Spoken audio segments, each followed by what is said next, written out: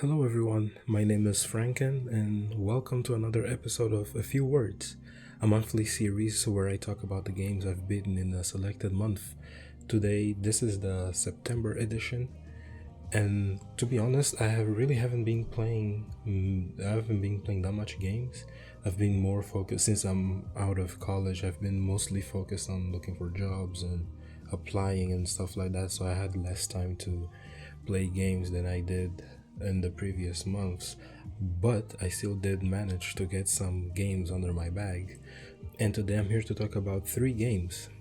And I hope you stick through with it because this should lead to an interesting conversation, especially with the last two games. Well, especially with the second game that I'm going to talk about. The third game is pretty old, but without further ado, I'm eating my own words.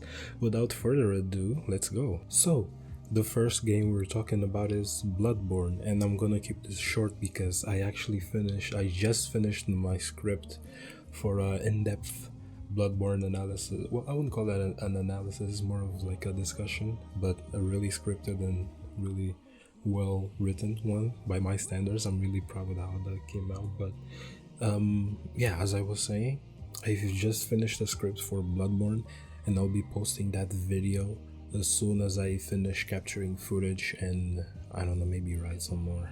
But the script is pretty much done, so expect to see it next month. But just to keep it short, concise, and tight, Bloodborne has stellar gameplay with addicting loops. It's just From Software killing it again after coming out of Dark Souls 2, I believe it was their previous game before Bloodborne.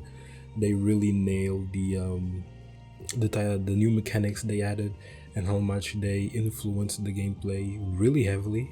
The art style, that gothic Lovecraftian horror art style, is really arresting. It's immersive and really impressive. It's really unique too. It's not often that you see games with that type of art style, and that type of violence depicted in it. And what else? The lore is really engaging and intriguing. Not just the events that are happening in the game, but the events that precede the game events, like the stuff that happened before that triggered the events of the game. That's what I'm trying to say. Trying to figure that out, it's really dope. And the music makes a solid impact to the overall mood. It heightens the intensity and the anxiety you usually feel during boss fights, stuff like that. And yeah, I hope that's short enough. So that's my experience with Bloodborne. Expect to see the full video maybe next month, in the second or the third week of October. I hope to get it finished by then. And yeah, let's jump to the next game. The second game is Saints Row 2022, the reboot. And I have mixed feelings in this one because Saints Row is one of my favorite franchises. I won't say of all time, but I really love the Saints Row games, and the idea of a reboot sounded really promising. I feel like 3 got a bit goofy, but you could still do something with that. And then Saints Row 4 just went all over the place, and it was really hard. When you think about it, it's really hard to think how to proceed with the series if you're going to jump from where 4 ended, which is pretty much the end of the world. So the idea of a reboot sounded exciting, and if it would be anything to go by with the reboots that we've received, similar to the God of War, Resident Evil, something that substantial that really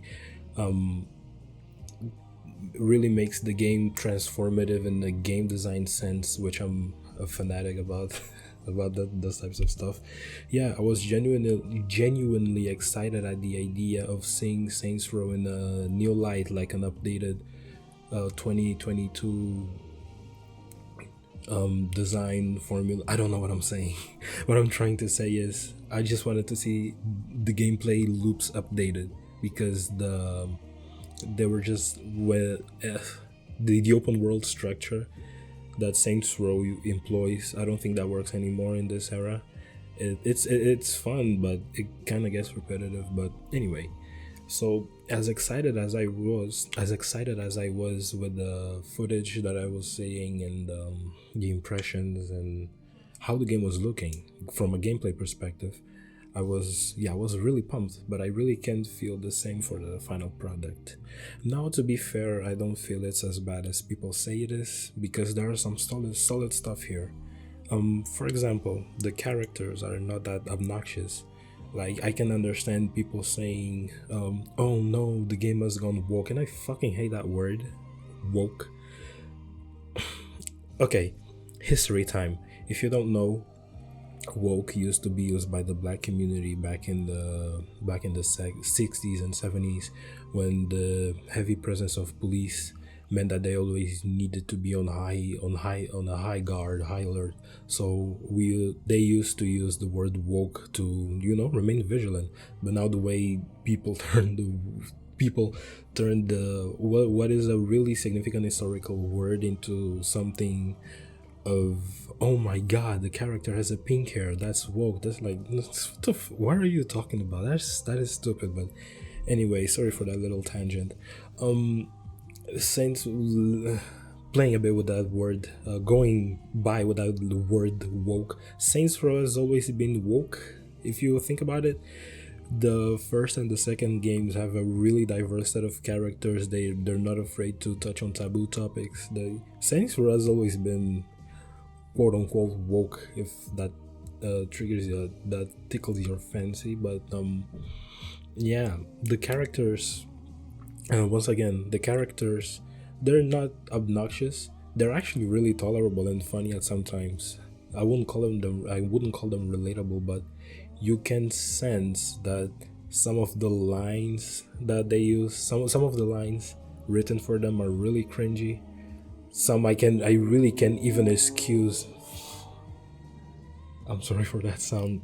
It sounds like you can't really excuse, like, that mission where Kevin is posting a picture on social media and is like, "Oh, let me post this hashtag blah blah blah." Like, no one talks like that, which is really, it is really weird. I don't know what the writing team was smoking, but anyway, the lack of music during combat scenarios is really odd. And I don't know, it's really weird. They rely so much on licensed music that when it comes to actual missions where you have to listen to it's really rare in combat scenarios you hear music straightly composed for the game. And I don't know why they made that decision. I love music, and not doing that sounds like a wasted potential. But anyways, the graphics are really subpar. I wasn't expecting like a technological leap similar to like first party games like Sony games, but I was expecting something solid. And I mean the graphics work, they do their job, but they're not as polished. They look like clay, if you get what I mean. It looks really weird. It does the job of representing what it wants to represent, but as like, in terms of visual fidelity, is not as sharp. I guess that's the word I'm looking for. It's not as sharp as I hope it would be. The technical performance on PC, I was playing on PC, and the technical performance is a mess. Like, just for you to get an idea, I was playing the game at 720p. At one point I was playing the game at 720p at max settings, and it was hitting like 60 fps. It wasn't raising any higher. I don't know if it's a CPU bottleneck or a GPU bottleneck, or it's just badly optimized. But after some tinkering with the patches that were coming, the max that I could do was 1080p, 60 with custom settings on an RTX 3070 Ti, which that alone is blowing my mind. What else? Gameplay formula, like I said previously, is really formulaic, and honestly, it doesn't even deserve the reboot title. The only new thing this game does is the new setting, the characters, and the building an empire mechanic they have going on, which is surprisingly entertaining. But once again, gameplay wise, it's pretty much Saints Row 3.5 with not a lot of innovation. And it's a shame because I was expecting. I'm not a person who usually has high expectations, but when you promise me something, I I at least expect that you make an effort to make it different from what you've did in the past. If that makes any sense in the context of Saints Row being a sequel to an already established series with a concrete gameplay loop. I was just expecting something different, and they didn't deliver that. And I don't know, it's a bit disappointing. It feels like it's stuck in just 2011, 12, and for some people that's not a bad thing. But hey, you call this a reboot, and I was expecting a reboot, and this ain't it. I'm sorry. And finally, but not least, Marvel's Avengers. Yes, the game developed by Crystal Dynamics, published by Square Enix, which I think it came out in 2020. I mainly played it. I mainly wanted to play for the Black Panther expansion. I was really curious on how that would play, so I decided. And me and my friend never shared account, so he had Marvel Avengers. I downloaded. I wasn't even planning on buying it, but since he had it, I just figured, let me just download it and play around with it and see how it is. So for context, I actually played Avengers when it came to Game Pass. I tried it for a bit. I think 7-8 hours in, I just gave up because I just was finding it boring. That was last year.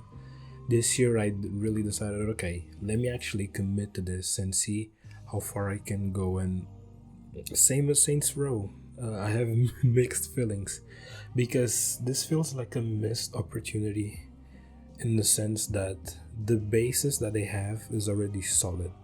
The combat mechanics, the upgrade system, the story, and the some of the missions, like those really linear story focused missions, that's already there. That is really solid, and they could have hit a home run if they just focused on that. But not gonna lie, I really feel that Square Enix really had an influence on how this game got developed, in the sense that Crystal Dynamics wanted to do one thing, and Square Enix wanted the game to be another thing. If you play the game, you can clearly see there's a strong single player structure that Crystal Dynamics is really good at doing, but then you have Square Enix, who I really feel they were just seeing dollar signs by the idea of the Avengers IP being at their hands and them doing whatever the hell they want with the IP. So on top of the solid stuff that they have, the microtransactions, the each character having a battle pass, which is really dumb. The cosmetics behind the hefty paywall and other elements are just a no-no for me. Like that layer plus the multiplayer. I think co-op could really work in Avengers, but the problem is how it's structured, and it doesn't work with the way they design the single player stuff. Like, I really consider the single player stuff that they have the most solid ground that they've established with the game. But when it comes to multiplayer, it's just a mess. The levels, enemy balancing is really bad. I really hate that. And of course, maybe it's just me being lazy and not me wanting to upgrade every single character up to the level or up to the mission level that I need to do, but that is not a way of balancing I'm a really big fan of. But yeah, I barely noticed the music. I'm really so sorry for the composer. I bet the music is good. I just it just didn't stand out. Enough for me to pay attention to it. Then I did play the beta. I remember playing the beta when it came out, and it's like, this is fun. I can kind of see where this is going. Then I played the finished product that I played was the next gen version that at least works well. I'm happy for them, but I haven't faced any bugs, thankfully. But that's me just playing 2 years after release. And there's another game I really badly want to talk about that is in the similar spot, but I'll just leave that for another day. I'm clearly trying to think of more stuff to say about the Avengers, but I think that's it. Okay, so I finished the main campaign. It was fine. The only annoying thing about that was the last mission, where Kamala and Modok inside that really weird robot. Like Kamala gets to a really gigantic size, the size of a kaiju, and the game was like, holy shit, the final boss fight is gonna be this kaiju battle, and it's fucking quick time events, and it's like, please don't do that. I hate quick time event bosses. But other than that, the main campaign was fun. Then there was the Kate Bishop expansion. I think the Kate Bishop was the first expansion. That was fun. Her moveset is really fun. Then there was the Hawkeye expansion, which I couldn't play because of a bug that people have been complaining that, because the game has a bug where you literally cannot progress through the main quest, and that bug has been unresponded since 2020. I've literally went to Reddit to check if people had the same problem, and the date post was literally from 2020, and we're now in 2022, and Crystal Dynamic hasn't acknowledged the problem of that mission. But whatever, I then decided to, let me just jump to the Black Panther expansion. I didn't finish it, but I got to the final mission. That expansion is fun. Black Panther is a bit weird. His moveset is a bit weird because it's acrobatic, and the way they design his combat system is, I wouldn't call it cumbersome, is more like annoying more than anything. But it works. He's fun. But yeah, I think that expansion I really hit my breaking point with my expansion. And as I said previously, I had reached 4 to 8 hours with that Avengers game when I was playing during on Game Pass, and up until and now that I played in the PS5 version, I played from the beginning to the Black Panther expansion. It took me 35 hours, which it's a lot of time to burn in this type of game, but I'm just here trying to add minutes. I don't know why. But TLDR, Marvel Avengers feels like a cake. Imagine you have a chocolate cake. You already have the perfect amount of ingredients. The cake is there and ready to be eaten, and people are gonna enjoy it. Then on top of that, you add another layer of frosting. Okay, we didn't ask for that, but cool, we don't mind. Then you had another layer of marshmallows. It's like, okay, maybe that's a bit too much, but you can take it. Then you add another layer of, I don't know, M&Ms, and it's like, you already have a solid thing going on, and you're just trying to add more stuff in that really doesn't gel well with your base, and at the end of the day, it's just a mess. So yeah, if I were to recommend Avengers to people, I would say play just for the combat, because other than that, the game it's disappointing. So yeah, that's it, and that does it for this monthly episode of A Few Words. Just a quick update. September was a very sluggish month. I couldn't get any content out, but I think I'm shifting more to I'll publish it when it's ready. It's coming when it's ready. I think that's how the saying goes. So, but in the meanwhile, I'm currently working on 2 videos.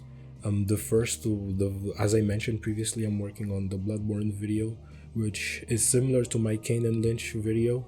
If you watch it, then you have an idea of what's gonna be like, a really dense analysis of the game. It should be. I'm expecting the video to be around 30 minutes, even more. So, other than that, thank you for watching the video. Subscribe if you like it. Leave a like, comment, share with your friends. Follow me on all social platforms, and I hope to see you next time.